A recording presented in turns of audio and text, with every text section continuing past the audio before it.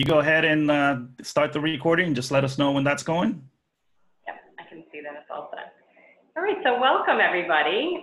We're really happy to have you here today at the AIM Center's webinar on inclusive PDF by design. We'll be starting the webinar, and in just a minute, I'm going to give you a little bit of introduction before we start, though. A little bit about the Zoom. But today, if you haven't downloaded the materials already, you can download the materials for today's webinar. You can download the presentation as well as the digital handouts, and they're found at bit.ly, bit.ly/inclusivepdf0918. And that's inclusive with a capital I, PDF capitalized 0918. And Leslie has put that into the chat window if you want to click on that link and get those materials. And so we'll go to the next page. Just a little introduction. So today we do have live closed captioning. And so if you want to follow along with the closed captioning, take a look for the closed captioning button where you have your Zoom menu, and go ahead and turn that on and you'll be able to see that. And we thank Stacy for her joining us today and providing that very valuable service for our attendees. And while your microphones are on mute, we absolutely want you to contribute to the conversation. So if you do not have your chat window open, now would be an excellent time to open up that chat window. Make sure that you're in the to field on there. There's a little pull down, and make sure you have all panelists and attendees. Otherwise, it'll just come to those of us here. And just a background on that, I'm here to help you today hosting this webinar, and we have Leslie O'Callahan as well.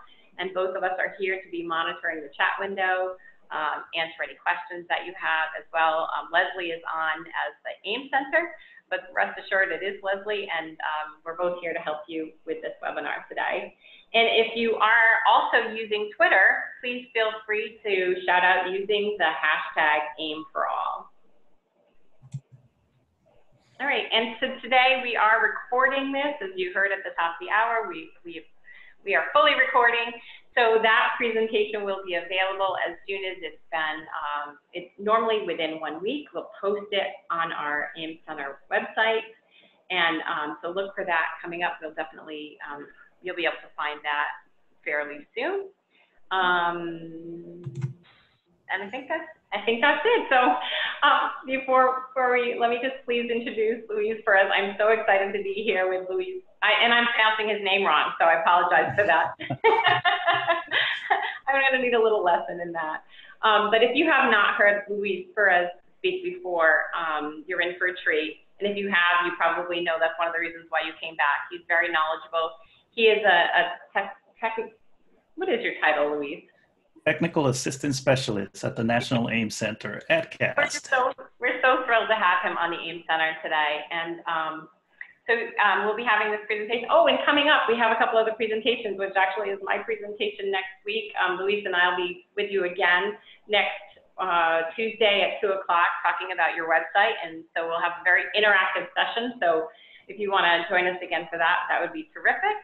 The online course module 2 started on August 30th, but that continues. We're in the second part of that series of modules, so you can look for those events on our AIM website. So please do look for those if you're interested in more events with the AIM Center. And I'm going to hand it over to you, Luis, for our presentation today, Inclusive PDF by Design. Thanks so much, Lynn, for that great introduction and for getting us situated here to the Zoom environment. Hello, everybody. I'm so glad that you're joining us today for this presentation. So what we're going to be covering this afternoon, first, just a quick overview of the PDF format. So we'll explore some of the benefits, some of the challenges of using PDF to share information. Then I'm going to walk you through a PDF workflow. So beginning with a good source material, good source document as the foundation, and then going through how do we export that, how do we clean it up in Acrobat so that we end up with a PDF that does the best job of putting out our message, putting out the information that we're interested in sharing with people. So we're going to look at some practices related to images, related to the structural markup in our source documents and tables. By no means, this is an expansive area, PDF design, accessibility. So we're going to cover some of the basics here, but we're going to focus on some of the techniques where you can have a lot of bang for your buck, right? So if you make these changes, you will greatly improve the accessibility of your PDF documents. So just a little background on the PDF format. PDF stands for Portable Document Format. It is, at this point, I guess, a legacy format. It was really intended to retain the fidelity of documents that were on the screen when you printed them out. So a little bit of background. It's been an open standard since 2008. So that's a good thing. That means that a lot of different tools now include the option to export to PDF. Unfortunately, they don't always export with the same level of quality. So depending on the tool that you're using to export to the PDF format, you will get a document of varying quality in terms of the tagging and so on. And we'll talk about tags in just a little bit. And the benefit, another big benefit of PDF, and aside from being an open standard, is that it preserves a lot of the visual formatting. And so if you have a document where you have a lot of callouts, you have a very complex flow to the content, then PDF is perfect for that because you're going to preserve that visual layout, that formatting when you export. But there are some limitations, right? One of the things that we say within those of us who practice universal design for learning is that no single format is perfect. And so with PDF, we have some limitations as well. Probably the biggest one for me as somebody who consumes a lot of content in PDF is I like to access it on my mobile devices, whether it's my tablet or even more so on my smartphone. And so when you have a PDF, it can be a little bit difficult to navigate within a mobile environment. Obviously, you can pinch in and out, but what happens when you do that, you pinch in and out to zoom in and zoom out, it then becomes a little bit more difficult to follow the content because you have to scroll in order to access the additional content that's hidden. And then, you know, the support for it can be uneven sometimes. So an example that I found is on the Mac, the default PDF reader is called Preview. And when I open PDFs in Preview, I don't always get the full navigation that I get on other readers. And so even though the content is there, I don't have the same flexibility in being able to navigate by headings, for example. And that may have changed, but that was my last experience with PDFs in Preview. And then another issue is usability. So a lot of times the PDF will open in a separate window, or it will open up a new tab in the browser. And when that happens, then your back button breaks, or that capability of being able to go back. And so for some users of assistive technology like screen readers, that can be a little bit confusing because now you've changed context. You're on a different page or a different tab. So those are just some things to be aware of. One of the best practices, and we're trying to incorporate this as much as possible within the AIM Center, is to provide alternatives. Because again, like I said, no single format is perfect. So HTML, it's a great alternative. HTML is very robust, and as long as you follow a lot of, you know, some of the accessibility best practices, many of which we're going to be mentioning today, HTML has really good support for a range of assistive technologies, whether it's screen readers, text-to-speech, switch devices where for people with motor difficulties. So that is a great option. And then EPUB, with EPUB 3, has features like reflow, or being able to access a table of contents, so that provides you with many options for navigation. I especially like the reflow. What that means is when I open up an ebook in EPUB format on my tablet or my smartphone, I can resize the text, and then the content will reflow. So if there's an image, that image is going to move along with, you know, that location where it was added in the flow of the document. But I can continue to make the text bigger, and I don't have to scroll as I make that text bigger. So an example, if you want to look at one on our website, we created a document, 5 things educators can do to buy accessible. And I included that example for 2 reasons, to get you to go to the AIM Center website and explore some of our resources, but also to explore this idea of buying accessible from the start. So in that page, when you get to that page, you'll see that we have the content in HTML, we have it in PDF, and we also have it in EPUB. So you can choose which format works best for you, but it's always good to provide some options. All right, so the main thing to know about PDFs is not all PDFs are created the same. So some of the options that you have for PDF are scanning a document, and then unless you check the box in your scanning software or in Acrobat, if you use Acrobat to digitize a analog document, unless you check the box for optical character recognition, and we've provided a definition of that in the chat. It'll take you to Wikipedia where you can learn more about OCR. Unless you check that box that performs that OCR, then the document is going to be scanned as an image.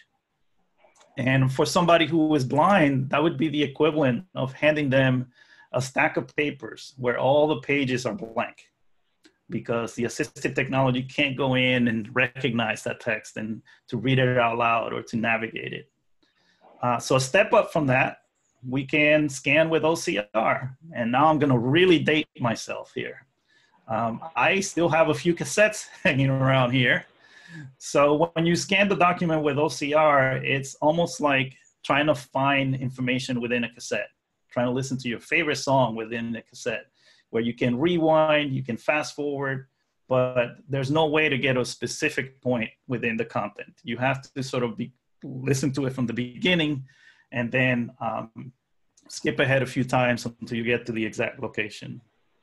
And again, I'm going to date myself, but the next best option, so we have scanned as an image, scanned with OCR, and really what we're aiming for is a tagged PDF. And so if a scanned document that had OCR was the equivalent of a cassette, a tagged PDF would be the equivalent of a CD, where I get a listing of tracks, and then I can go to specific parts of the document depending on what information I want to access. So in a PDF that has been tagged, the headings will perform that functionality. You can bring up a list of headings in most assistive technology, and then you can skip ahead to different parts of it very easily. Or, so that I don't date myself too much, if you're using podcasts, a lot of the podcast players now have built-in chapters.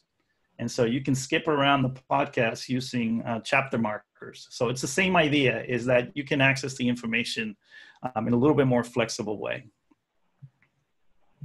So Luis, I'm just wondering, do you want me to interrupt with a question? Let's hold off, and then I'll leave some time for questions. I also want some interaction from the audience as well in terms of your ideas and experiences. So in terms of what are tags? So the way that I think about tags is in terms of a house and the construction of a house. So there's what we see on the outside, right? There's the walls that have had stucco applied to them. There's the landscaping, and then there's what we don't see, and which is the foundation of the house. It's the structure, right? The beams that kind of give the house its shape and its structure. And so basically a lot of accessibility with PDFs takes place behind the scenes. It's part of building that strong foundation, having a strong structure. And then the looks, it's a separate thing. Just like our houses can look a lot different, what's important is to have that strong foundation for accessibility. So here's an example. I'm gonna do it visually first and then show you some of the tags. So here's an example from a report that I worked on recently. This is the executive summary. So visually, we can take a look at it. We can see that there's a heading that says executive functioning. We then have a paragraph of text, and then we have an image off to the side. So that's what it looks like visually. Now, if I were to look behind the scenes, I can see that the heading executive summary, that's marked up as a heading level 2. So second level heading. First level heading would be, that's the main idea of the document. This particular heading indicates this is one of the major sections of this document. And the paragraph is marked up with a paragraph tag. And then for the image, we have a figure tag. And then we have some alternative text. So the alternative text is a description of that image to somebody who can't see it. So in this case, the alternative text is a group of children raising their hands as they sit around laptops in a coding class. So again, the beautiful thing is a lot of this accessibility for PDFs is behind the scenes. You can even make some changes to the tags and it won't impact what your design looks like. So it's a best practice in accessibility to try to separate the presentation from the structure of the information. So that's what what I'm going to keep coming back to as we go through here. So in the interest of having some interaction with you, what are you using PDFs for? So in the chat, go ahead and just let me know, what are you using PDFs for? There's some popular uses are reporting. So when you report out, you want to make sure that everybody can open it on different machines. So that's a benefit of PDF, is the fact that it's cross-platform. Just about every computer has a PDF reader of some form. Training handouts. So yes, the supporting resources for a presentation or training, just like this one. So if you go to the page for it, you'll see that we have the handout in both Microsoft Word format as well as PDF. Electronic brochures and flyers, data reports, new student information that comes to us electronically. So it looks like handouts, reports, these are a lot of what we're using them for. Somebody mentioned syllabus. So again, with the syllabus, I can't emphasize this enough. If you can, have it available in a variety of formats. So if you have a learning management system, maybe include it as HTML and then provide the PDF as just another option that the students can download and print out or access on electronically. Bibliographies for scholarly articles. Oh, you're bringing back some memories for me of working on my doctorate and managing those bibliographies. So lots of different uses. So you can see PDF is the format that's been around with us for a while, and it's really popular in terms of how we share information. All right, so again, like I said, a lot of this is in the background. So some of the things that we can do, and this is what I'm going to spend some of our time this afternoon on, adding those descriptions to the images, which we call alternative text. So here's that image again, and then we have a description. And I didn't put the whole text of the description there, but just to give you an idea. So in terms of alternative text, that's a description that it's available when someone is using a screen reader to listen to the text. Now, let me pause here and just talk about captions. Captions and descriptions, and when would you use each of those, because there's a place for both of them. The caption is text that's going to be underneath the image or somewhere around the image that's visible to everybody. And so I think an important decision that you need to make is there information about that image that would be helpful to everybody else or to everyone? So it could be that the text adds some additional explanation about the image that would help everybody understand the image better. And so if we think about it from that perspective, which is a universal design for learning perspective, then that caption it's really making that image more usable for everybody. Whereas the alt text, that's only going to be available to users of assistive technology, typically people who are blind and who are listening to the information with a screen reader. So just important to know the distinction between the two and why we would want to use one over the other. The next item, so we have alt text or alternative text for images. Having a good heading structure. So here's an example of that where this document has been split up into different sections. Those sections have been marked up with heading tags. And so in my assistive technology, I can press a keyboard shortcut and it will present the list of all those headings. Or I can just skip ahead using a similar keyboard shortcut and go from one section to the next and then start reading from that point. So the headings, you know, we see the appearance of the headings, the way that they've been formatted. We don't actually see the heading tags. Those heading tags are in the background, just like the alternative text. And then if I can find my cursor here, be patient with me. I'm visually impaired, so I can't see my cursor very well. And then tables. Tables is another great example, again, of how a lot of this takes place in the background.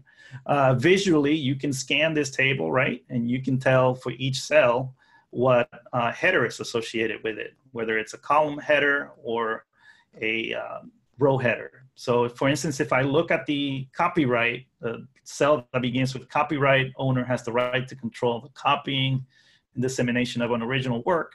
Well, I can scan up and understand that that's talking about flexibility. And I can scan to the left visually and understand that that's talking about individually purchased digital instructional materials. So we do that very quickly visually, but somebody who's using assistive technology, you know, needs to rely on a different set of features. And so that's where our table tags come in. So in the background, again, there are tags that indicate which parts of the table are a header and which part of the table are a data cell. And then we can make that association. So when each header or each cell is announced or spoken out loud, it also announces the headers that correspond to it. And so it makes that table much easier to navigate and understand if you're using assistive technology. All right, so let me see what we have here. We have a comment from Jay Wilson. Let's see. It's talking about when do we have to use alt text versus not using alt text. So I'll be talking about that in this presentation. So thanks for queuing me up, Jay Wilson. You're kind of looking ahead to what we're going to be discussing, because I do have some information on that. So we already kind of hinted at it when we talked about captions versus alt text. And if you want the information to be available to everybody, then a caption may be more appropriate. But we'll talk about also what makes good alt text. All right, so that's kind of a little bit of background about PDFs and tagging and why that's important. But the next thing that I want to talk about is a PDF workflow. So these are the 4 steps that I go through in my own workflow. You may have a different workflow. I encourage you to use what works for you. But generally, I start with my source document. And I try to optimize that as much as possible, because that's going to reduce the amount of touch-up that I need to do in the final steps here. The next thing is exporting to PDF. And generally, there's lots of different ways to do that. There are different authoring tools that have a different place for exporting. I found the best results come from Microsoft Word with the Adobe Acrobat plugin installed. And that makes sense, right? If you're using the Acrobat, PDF was originally an Adobe format, even though now it's an open format. Well, if you use Adobe's tools, you're probably going to end up with the best results. So I generally use Word with the Acrobat plugin installed. And then, so obviously exporting to PDF, you will run an accessibility check in Acrobat once you get it in that format. And then you will touch it up a bit, because as we know, no conversion tool, no checker is always perfect. So you'll probably have to do some touch up after the fact. All right, so probably the first decision you need to make in terms of your workflow is choosing the right tool. So these are just a couple of options here. Microsoft Word, it's been around for a long time. It has really robust accessibility features. And it's even incorporating artificial intelligence now. So it's getting smarter and smarter all the time. So Microsoft Word is a great choice if you have a fairly simple document, one where the flow is fairly linear. You're not, you don't have a lot of call outs. You don't have things that are sort of out of the flow that's linear. If you have more complex documents, I would highly recommend Adobe InDesign. That's an Adobe tool. It integrates really well with Acrobat as part of their suite of products. However, you may not always have InDesign in your, in your place of employment, or it has a steep learning curve because it's really a tool for people who are in the publishing industry. So, that's something to keep in mind. So again, it really depends on the content, whether it's simple or complex, the layout, that will determine what you use here. Somebody's asking, what about converting from PowerPoint to PDF? The same thing. You can use the Adobe Acrobat plugin within PowerPoint, and then you can export to PDF that way. And let's see. It's best. I will, yes, running accessibility checker as well. You know what? It does not hurt. Once you've got your source document as nicely formatted, and you've taken the steps to add the accessibility in, run the Microsoft Word checker, run the PowerPoint checker. Make sure you catch a lot of those issues at the source, and then that will, again, eliminate a lot of the remediation that you have to do after the fact. So it doesn't hurt to run it both times. Run it in your source document using the tools built into Office, and then run it, once you have it in the PDF format. Wait, that plugin that you use for Microsoft Word, does that work on your Mac? Yes, it does. I've actually primarily work on a Mac. I work on both platforms. Basically, it shows up in the ribbon in Microsoft Office once you install Acrobat. So in order to work with PDFs and in order to do this whole workflow, you need to have Acrobat available to you. And it's part of Adobe's suite of products. So that's something to be aware of, in order to be able to fully remediate PDFs, you need Acrobat. And so when you install Acrobat, that plugin also gets added into Microsoft Office. Now, I don't want to leave the Google people behind. I know Google is in use in a lot of schools. So a quick note on Google Docs. By default, you can export to PDF out of Google Suite or G Suite, but it doesn't produce the best results in terms of accessible PDF.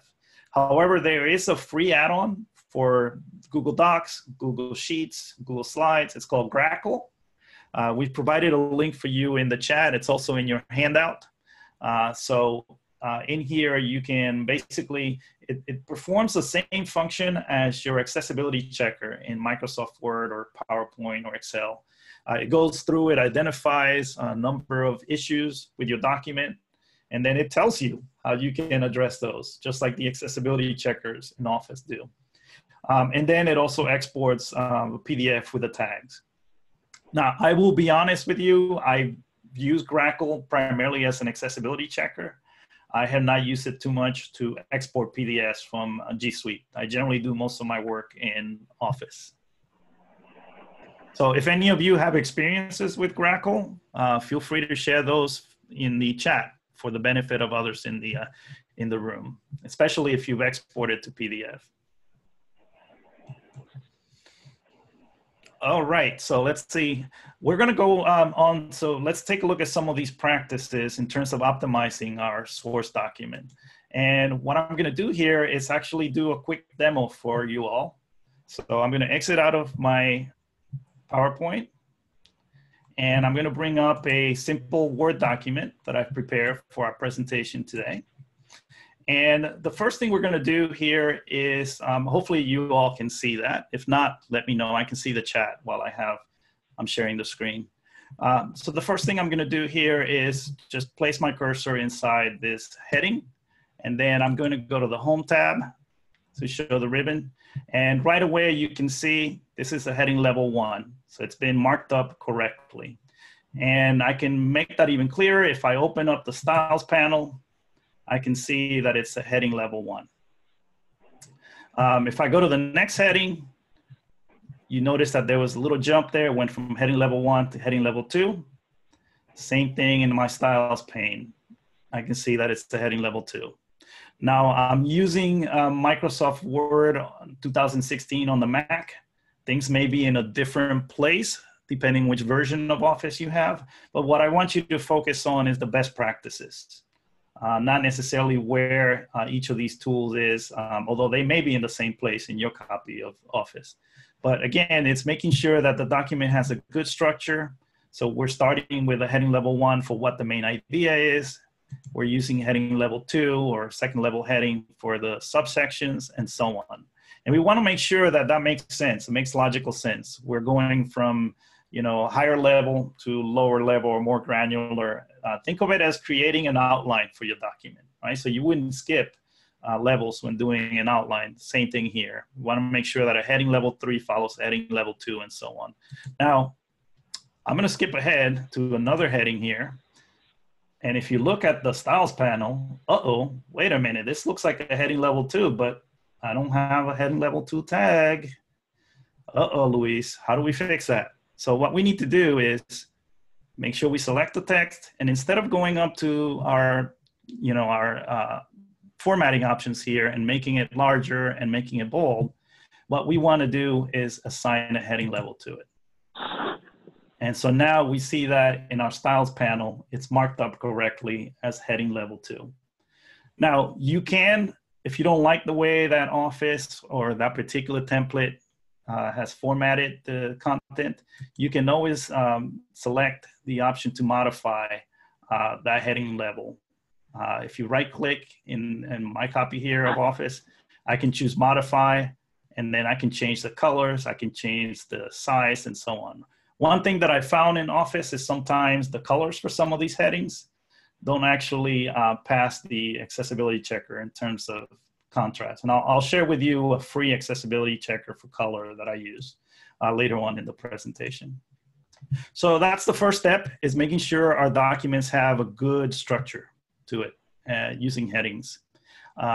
Also, if we have any lists, instead of using dashes or any kind of, workaround, make sure you use your bulleting and numbering options in the toolbar. That's going to add the appropriate list markup so that when we export it, we're actually getting a list in terms of the structure, not just in terms of the appearance.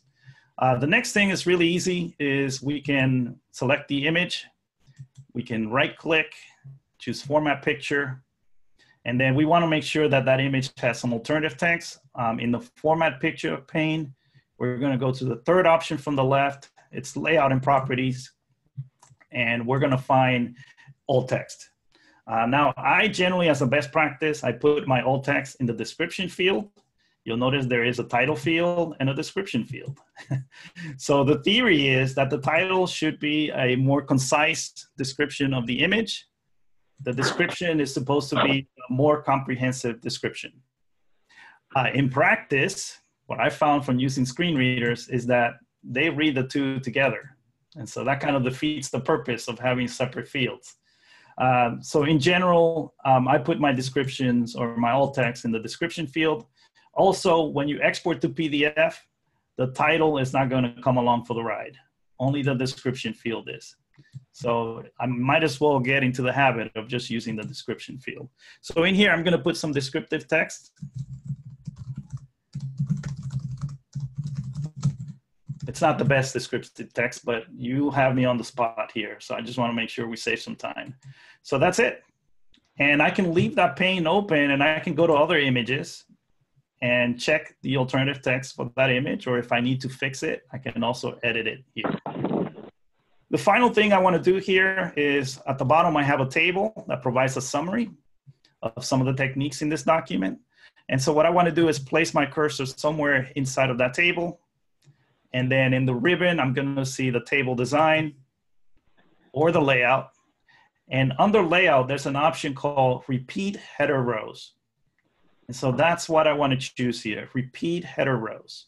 Another way you can access that is you can just right click on the table, choose table properties, go to row, and then there's the same option, repeat as a header row on the top of each page.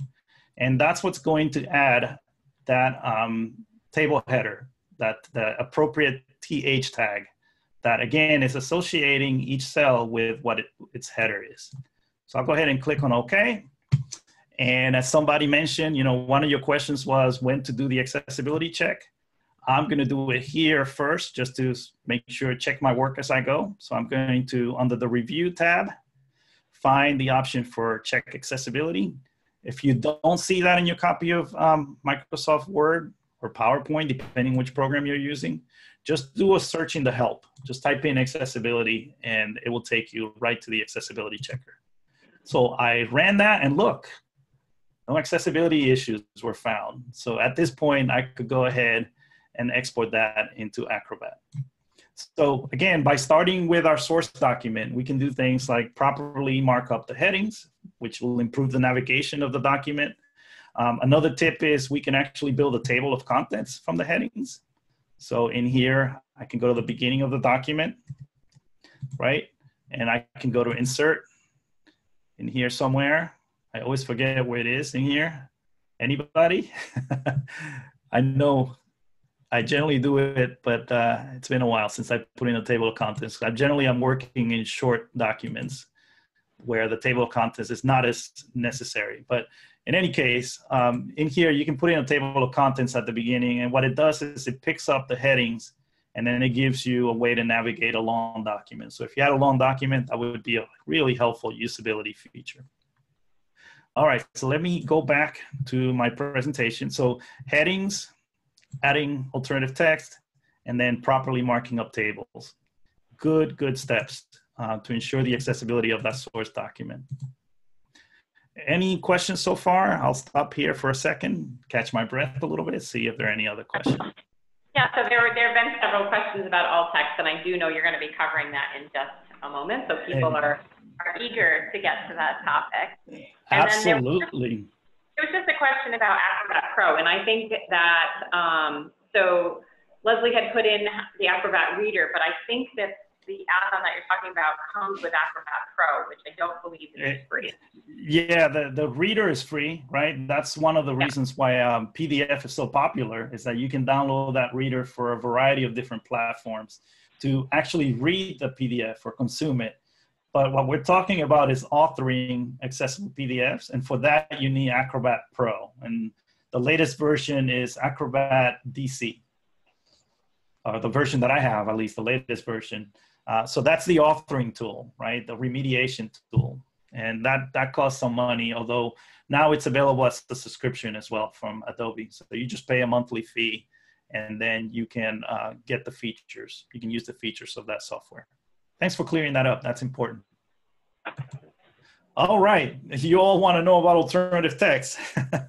So in Microsoft Office 365, I just want to quickly mention this. There's actually the option now, makes it much easier to find where to add the alternative text. You can just right click and do Edit All Text. And it will take you to a field where you can use artificial intelligence. You can click the option or select the option that says generate a description for me. And when you do that, it will actually use computer vision and artificial intelligence, and will try to guess what the description of that image is and put it in there. And it also gives you a confidence level. So it will say very high or high. I would still check it no matter what the AI says. And then also very important, there's a box now where you can mark an image as decorative. And what that does is it tells the screen reader, this image is just there for visual appeal. It doesn't actually have any meaning, or it's not related to the content.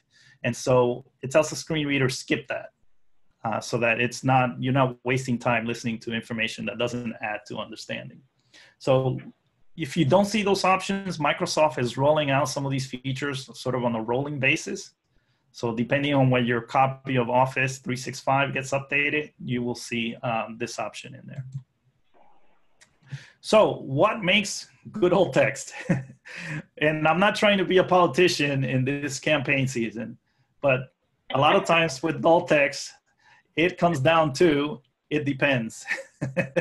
So WebAIM, which is a really respected web accessibility organization, they have a really nice tutorial related to alt text. And what I boil it down to whenever I'm thinking about, what kind of alt text I'm going to add to an image is the 3 C's. So context, content, conciseness. So context refers to the fact that I will examine the content around the image and determine if there's enough information there. If the image is already described in the surrounding text, then adding another description would be redundant. And it's just another thing that the screen reader user has to listen to. So in that case, if possible, you will mark it up as a decorative image if your Microsoft Word has that option. Or when we get to Acrobat, we would mark it up as an artifact. Or an artifact is the same thing as saying this image is decorative, skip it. Content. So we want to make sure that we're actually describing the information that the image conveys, not what it looks like.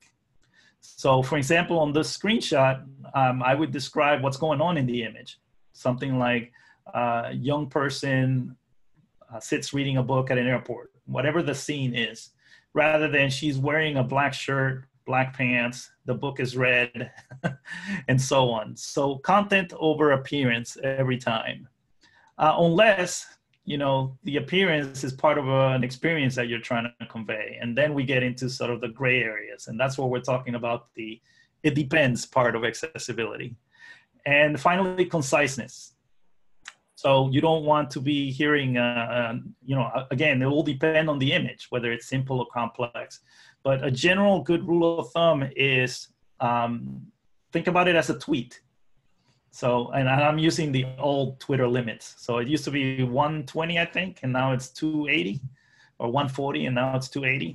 So think about it as a tweet. So if somebody couldn't see this image, what would be a concise description that captures as much as possible what the image is conveying, what information it's conveying? Here are some other resources, especially if you're working with complex images like diagrams, flowcharts, anything like that. The Diagram Center has an excellent section to its website where they give you a range of examples, and then they have even some descriptions so you can see how those descriptions were put together. In general, you want to go from general to more specific. So the first thing will probably be identifying what kind of image it is, what the general trends are. So for instance, if it's a chart, are things going up? Are they going down? What's the length of period that that image captures? And then you will provide more specifics. So the Diagram Center is a great resource, especially if you're working with STEM content. They have a lot of information about that. And then the Web Accessibility Initiative, which is part of the W3C, the standards body for the web, they have an alt decision tree. And that's really helpful because it guides you through the decisions that you need to make. Like, is this image decorative or does it have content? Is it described in the surrounding text? Is it a link? If it's a link, then we need to describe the function of that image as well. So where will it lead you to if you were select that image or that button and so on.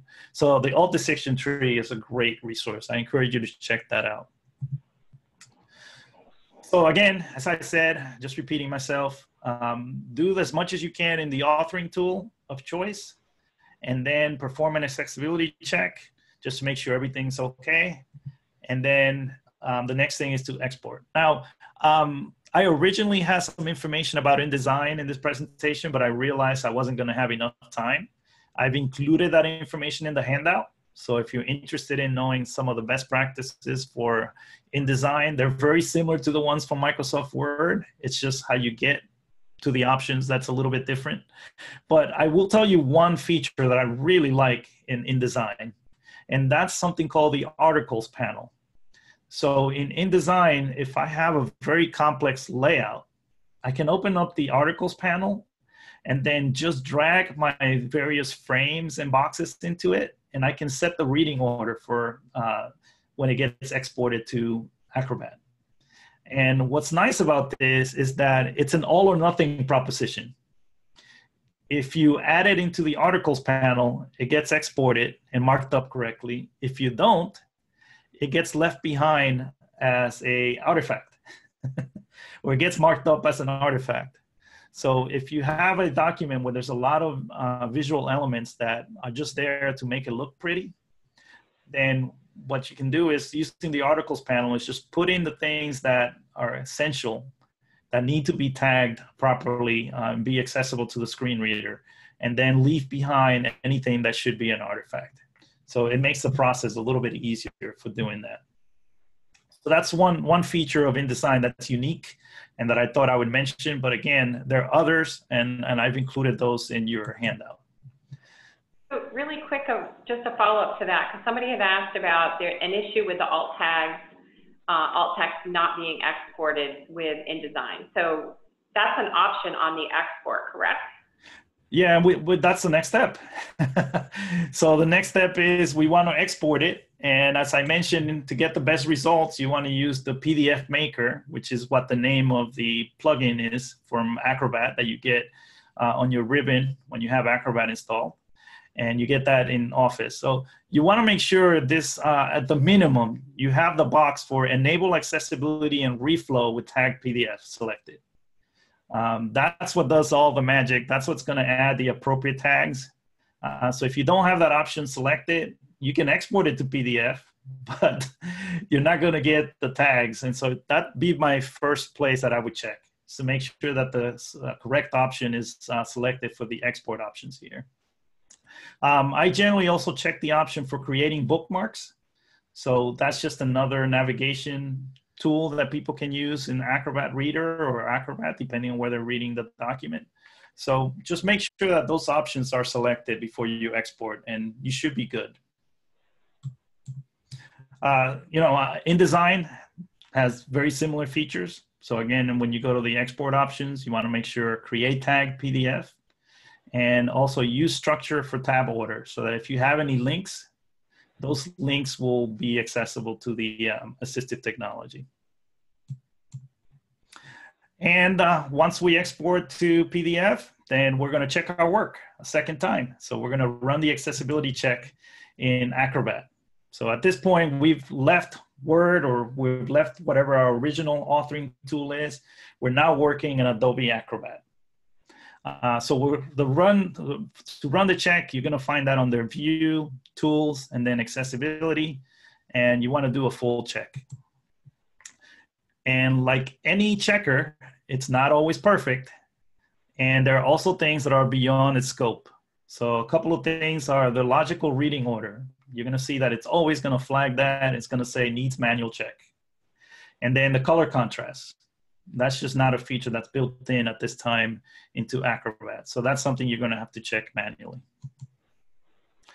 So that's where the touch-up comes from. So we need to go in and check our work manually and perform a few fixes. A helpful tool within Acrobat is the touch-up reading order. A lot of people call it a Turo for short. So when you have the Turo open, if you go to View, Tools, and Accessibility, it's going to place a little box around each item, and that box tells you what the reading order is. So you can check to make sure that it came over correctly. And with if there is a mistake or the order is not right on a page, you can actually remove the structure and then manually tag it. And so the touch-up reading order, what you do is you select the text or the content that you want to tag, and then you just choose the appropriate tags from the menu in the Turo. So that could be a heading level 1, that could be a heading level 2.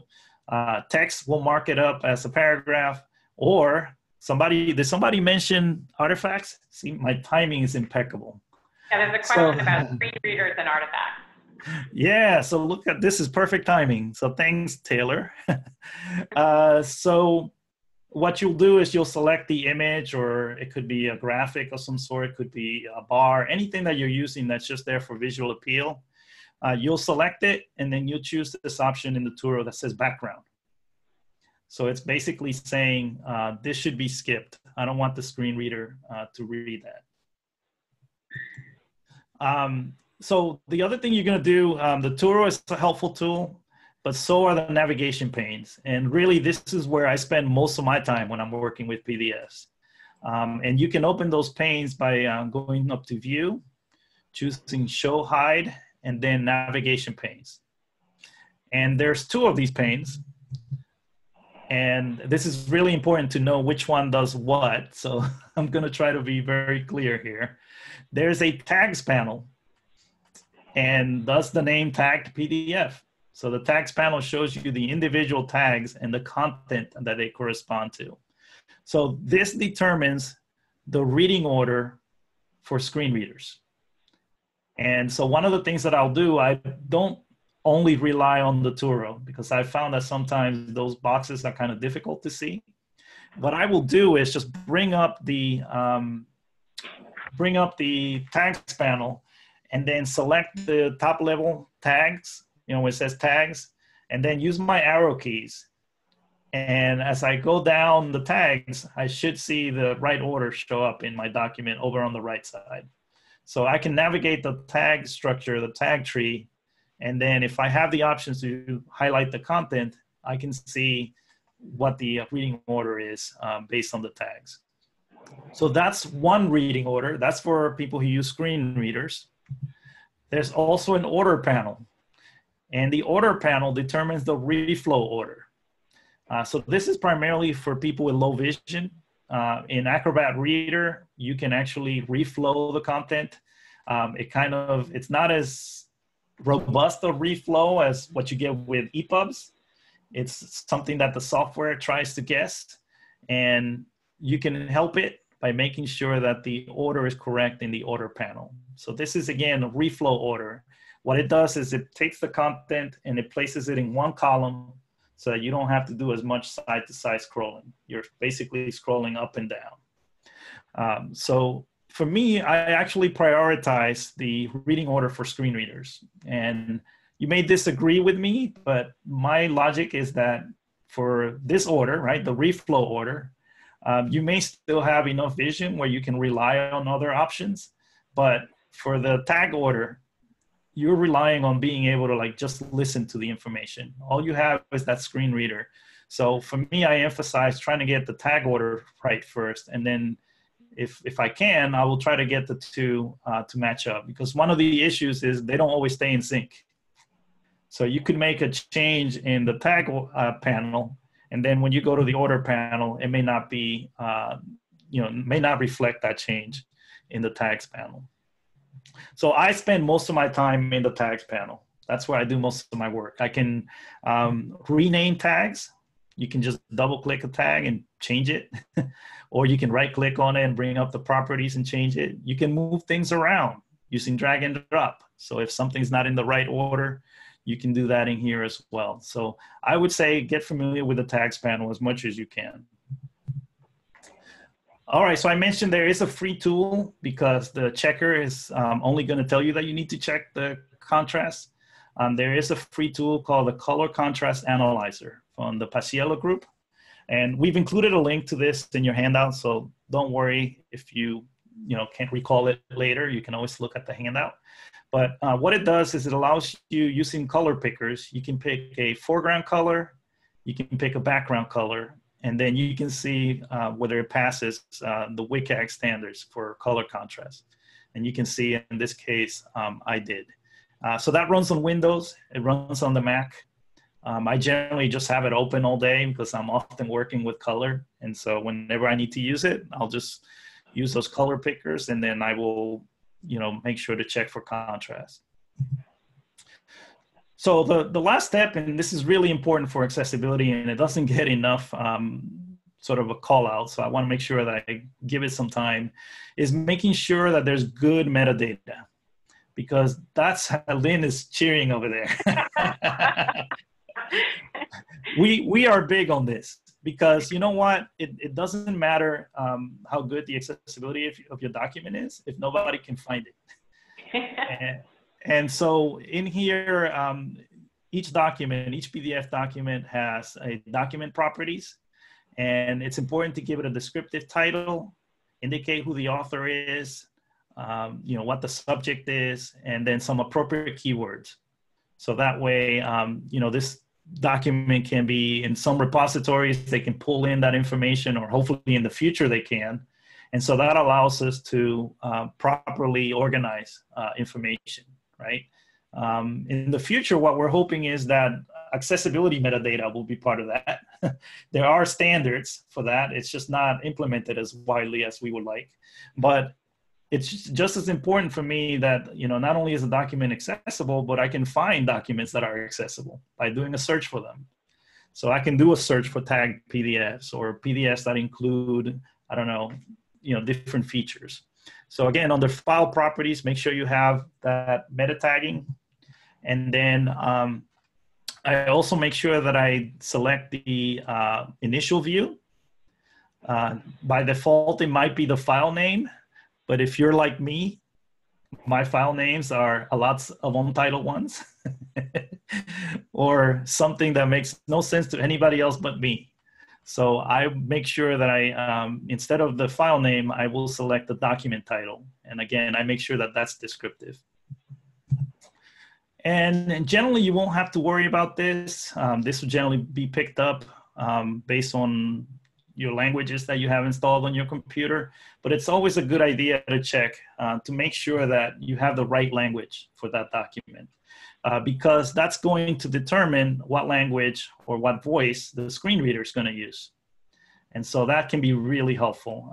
Trust me, there's nothing funnier than having a document in Spanish being read out loud by your screen reader with an English voice. It will actually have an accent. And so it can be kind of distracting. It's funny at first, but then it gets a little bit distracting. So just making sure that you select that correct language for the document will be helpful. So I've seen a few questions. People are asking, is this going to be recorded and mailed out? Absolutely. So there is a recording going on right now. You can always refer back. Everything we do at the AIM Center, we record it, we closed caption it. You can always go to the event page for this webinar and you'll find the recording there, along with all the other resources. Can I interrupt a couple of questions that we missed going by? There was a question about accessibility. Do I have to check the accessibility if it's for a print-only document? And so if you want to respond to that, or I can respond to that. I'll let you give you a shot, and then I'll. So I would think that if you're making a PDF and you're only planning on printing it, that you're eliminating some users from being able to access that document. So there might be some instances, but I can't think of any of those off the top of my head where you wouldn't want to be able to have an accessible electronic version for those users that have to use electronic means to be able to access that document. Your low vision users, your users with mobility that can't handle paper. So I would always err on the side of making sure it's accessible, even if you're planning on going to print, because somebody's going to ask you for an electronic copy of that. So that would be my answer to that. That is exactly my answer. So the context in which this comes up a lot is I'm going to give a handout at a presentation. And so I don't need to make it accessible because everybody's going to get it at the presentation. But the fact is, if you provide that document ahead of time for assistive technology users, for users who have cognitive difficulties, they may want to review the content ahead of time just to help with their understanding of the presentation or the event. And so just having it be accessible to begin with in its digital format will create a better experience for everybody. Or in our case, we usually send a copy of our slides to the captioner ahead of time so that she knows what vocabulary I'm going to use. And so, why not make it accessible to begin with? It just helps everybody as much as possible. So I think we're in agreement there, Lynn, right? And then there was another question. I know we didn't talk about forms and accessible PDF forms today, but I don't know, we could include something in the handout, in the digital handout? Or that's just beyond the scope of this webinar. Yeah. That's a completely more advanced, topic. We can definitely, if you're interested, we can sort of think about doing that in the future. But with forms, I would say if you can, again, thinking about the formats and what's optimized for what, there is a lot of support for accessibility with forms on the web. So if you can, really think about, do we really need a PDF for this form? Or can we use existing web technologies where there's really robust support for forms?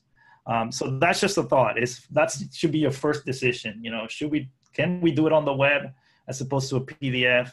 And then if you absolutely need to do it in a PDF, there are techniques for making those forms accessible. They're just beyond the 2 minutes that I have, or the 1 minute at Half a this minute.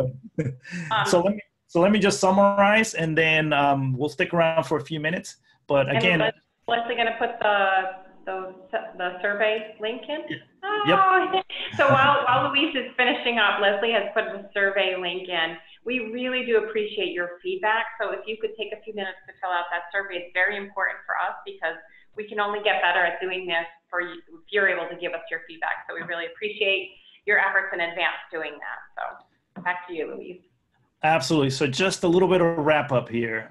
So again, having a good workflow will really make your life easier when it comes to PDF. So beginning with a source document, making sure you do as much as possible within that source document to create a good foundation, a good structure, exporting it using the correct tools, the appropriate tools, running an accessibility check to make sure that you understand once that conversion takes place, where are you in terms of the accessibility? What needs to be touched up? And then finally, using some of the options built into Adobe Acrobat Pro to make sure the reading order makes sense, the tags are in the correct order, and so on. And so if you follow that workflow, you should end up, the goal is that you end up with a robust, accessible PDF in the end. So again, as Lynn said, thank you so much, everybody, for joining us today. We hope you found this helpful.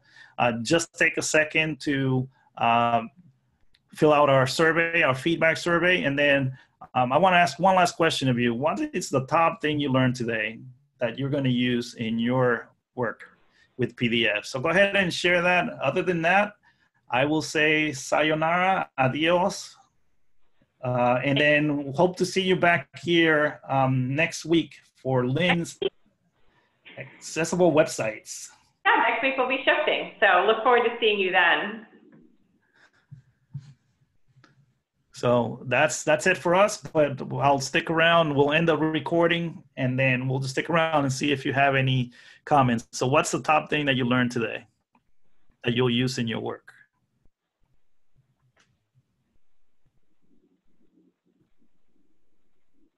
Alice, the next session is going to be next week, the 25th at 2 o'clock.